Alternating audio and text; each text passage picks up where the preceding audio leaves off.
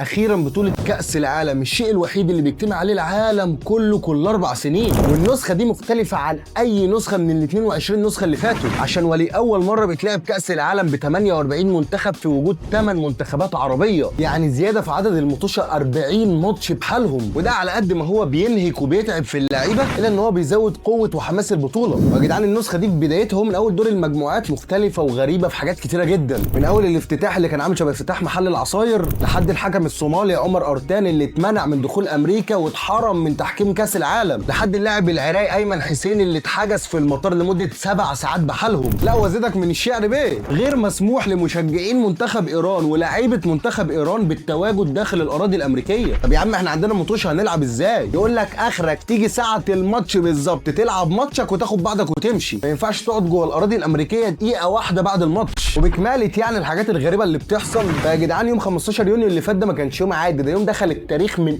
اوسع ابوابه. هتقولي ليه يعني ايه اللي حصل فيه؟ اقول لك حصل فيه تعادل 4 ماتشات من مطوشه دور المجموعات في كاس العالم، وده يا جدعان حدث ما حصلش من ساعه كاس عالم 58، يعني من 68 سنه 68 سنه بحالهم ما شفناش 4 مطوشه بتنتهي بالتعادل في دور المجموعات في كاس العالم. ده يعني بجمله يعني الحاجات الغريبه اللي بتحصل في المونديال. بس المهم يعني بعد انتهاء افتتاح محل العصاير اللي هم عملوه ده، نبتدي المونديال بماتش المكسيك وجنوب افريقيا، الماتش اللي المكسيك استغلت فيه كويس قوي عامل الارض والجمهور، وقدرت ان هي تخطف 3 نقاط غاليين جدا من جنوب افريقيا بعد ما سجلت فيهم جولين ولبست فرقه جنوب افريقيا طردين، بحيث ان هم عملوهم خلل في التشكيله يفضل مكمل معاهم لحد انتهاء دور المجموعات. فشابوه بصراحه للمكسيك، عرفت تستغل عمل الارض والجمهور كويس جدا. عشان بعد كده نروح لماتش كوريا الجنوبيه والتشيك، الماتش اللي ما كانش فيه اي مفاجآت تقريبا، فوز جنوب افريقيا على التشيك 2-1 وقدرت ان هي تاخد اول 3 نقاط ليها في البطوله. عشان بعد كده نروح لماتش البوسنه وكندا، عشان البوسنه تحرج كندا في وسط ارضها وجمهورها، والبوسنه تقدر ان هي تتعادل مع كندا بنتيجه 1-1 وتقدر تخطف النقطه الغاليه من وسط الارض والجمهور.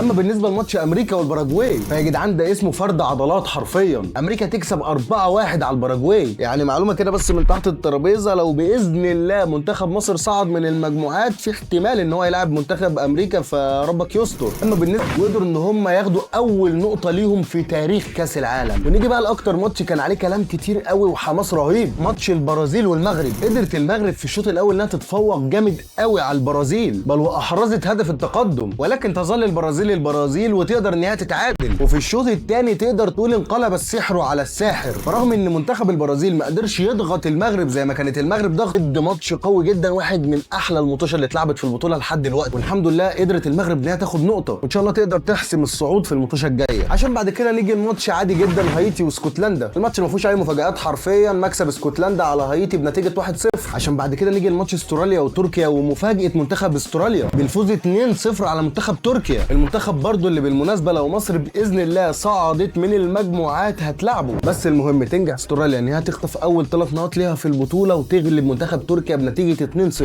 ما استبعدش خالص ان استراليا تتاهل كاحسن توالد بسبب ال3 نقاط دول. عشان بعد كده بقى نيجي لحفله الاهداف مع المانيا وكرواساو. يا جدعان ده مش فرد عضلات، ده فتره، فازوا بنتيجه 7-1. يا جدع صلي على المصطفى طيب في قلبك، احنا لسه بنقول بسم الله الرحمن الرحيم. عموما يا جدعان منتخب المانيا قدم نسخه شرسه جدا في الماتش، وقدرت المانيا انها تاخد اول 3 نقاط بسهوله جدا من منتخب كرواساو، انا بنطق اسمه صح اصلا والله ما عارف. عشان بعد كده يبقى في ماتش ممل جدا ما بين الاكوادور والكوت ديفوار، ماتش يا جدعان كان متقفل ومقرف، بس الكوت ديفوار جت في الدقيقه 90 وقدرت ان هي تخطف هدف كده من مرتده تقريبا وسرقت ال3 نقاط من الاكوادور، حرفيا لعبه الحرام بول كما يقول الكتاب. عشان بعد كده اتفرج بقى على الماتش اللي يحرق دمك، تونس واسكتلندا، الماتش اللي خلص 5-1، تونس اترقعت 5 من اسكتلندا، وقبلها كانت مرقعه 5 من بلجيكا. واللي يضايقك يا جدعان ان منتخب اسكتلندا اصلا ما كانش هيصعد كاس العالم، ده صعد حرفيا بشق الانفس، ورغم كده غلب تونس 5-1. منتخب تونس يا جدعان اللي كان في تصفيات كاس العالم بتاعته اصلا دايس على الفرق اللي معاه في المجموعه، وكان في افريقيا شفناه كان مقدم اداء كويس جدا، ما تفهمش جه في كاس العالم ومفيش بقى يا باشا، ما نسيت الكره دي بتتلعب ازاي. بيفكرني بمنتخب مصر 2018، بس الفرق ان احنا في 2018 صعدنا بالعافيه وكنا حصلت مجموعه وطلعنا، لكن انت صعدت مرتاح جدا وعايز تبقى حصلت مجموعه وتطلع. فاتمنى من منتخب تونس، مش عارف بصراحه، هم بيقولوا غيروا مدرب وهيجيبوا هيرفي رينار، يعني غيروا مدرب مرتين في كاس العالم، فانا مش عارف هيظبطوها ازاي، بس يعني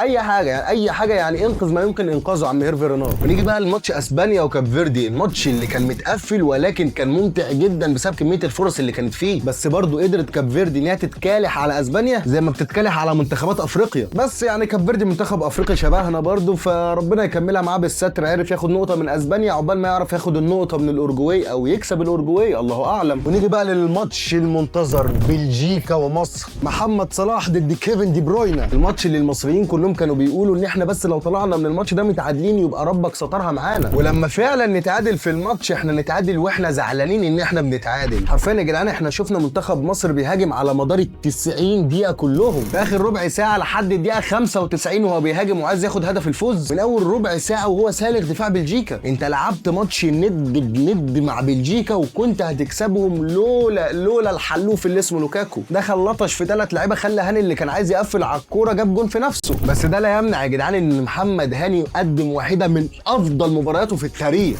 ان انت تزهق دوك. طبعا يا جدعان محمد صلاح عجبني قوي في الماتش ده، يعتبر كان بيعمل كل حاجه، كان بيدافع ويهاجم ويطلعنا بالكوره ويعمل اسيستات ويقف في البوكس، وقائد جوه الملعب بيوجه اللعيبه، وقائد بره الملعب لما حسام حسن كان بيتخانق مع الحكم وحضن وقال له دي ضربه جزاء بتاعت زيزو، هو اللي هدى حسام حسن عشان ما ياخدش كارت اصفر. يا جدعان لما شفت صلاح بيلعب كده في المنتخب من سنه 2021 ولا 2018 حتى، ورغم كده المركز الجديد بتاعه عاجبني جدا جدا، وانا كنت واحد من الناس اللي قلت ان هو لازم يغير مركزه، مركز اللاعب رقم 10، اللاعب اللي بيعمل لك التحولات، اللاعب اللي بيحركك بالكره من تحت لفوق. انا بقول لك لولا محمد صلاح احنا ما كناش زماننا شفنا الاداء ده من المنتخب، والدليل على ده لما طلع في الدقيقه حاجه و70 تقريبا المنتخب كان لسه بيهاجم وبتاع، بس مش بنفس الفاعليه لما كان صلاح معانا. وامام عاشور يا جدعان بص صلي على النبي، مفيش نص كلمه تتقال على امام عاشور، امام عاشور 10 من 10 ونقطه ومن اول السطر. انا يا جدعان واحد لا بشجع اهلي ولا زمالك ولا بشجع اي حاجه في الدوري المصري ده، بس انا بالنسبه لي الكواليتي بتاع امام عاشور ده ازاي بيلعب في مصر انا مش عارف. اللهم صل على النبي، صاروخ طالع من رجله. انا والله يا جدعان توقعت ان الصاروخ ده يطلع من مروان عطيه، بس امام عاشور خيب ظني وده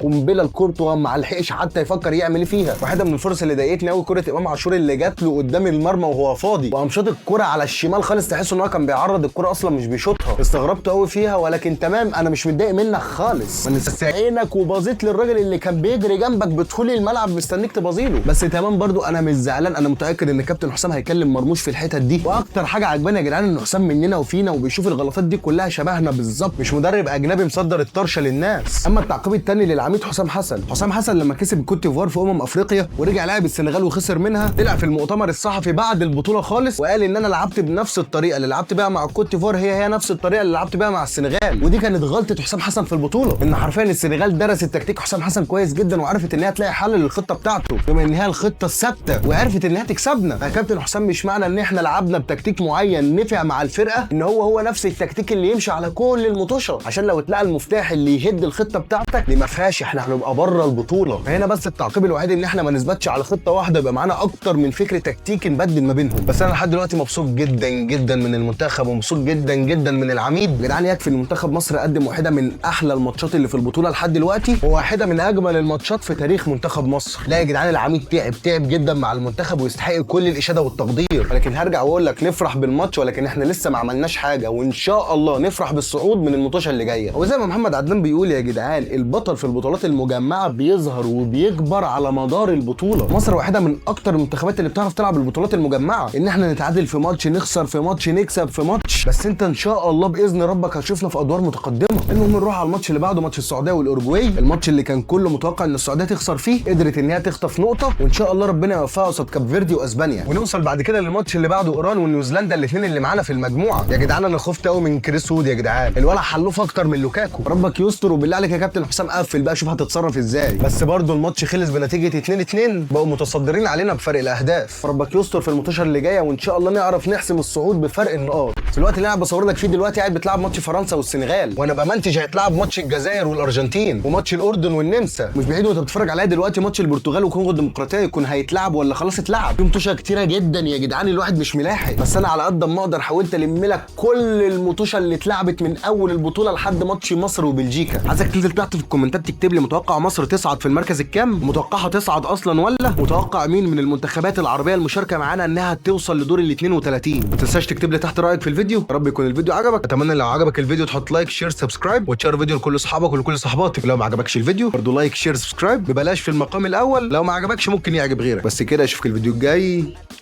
سلام.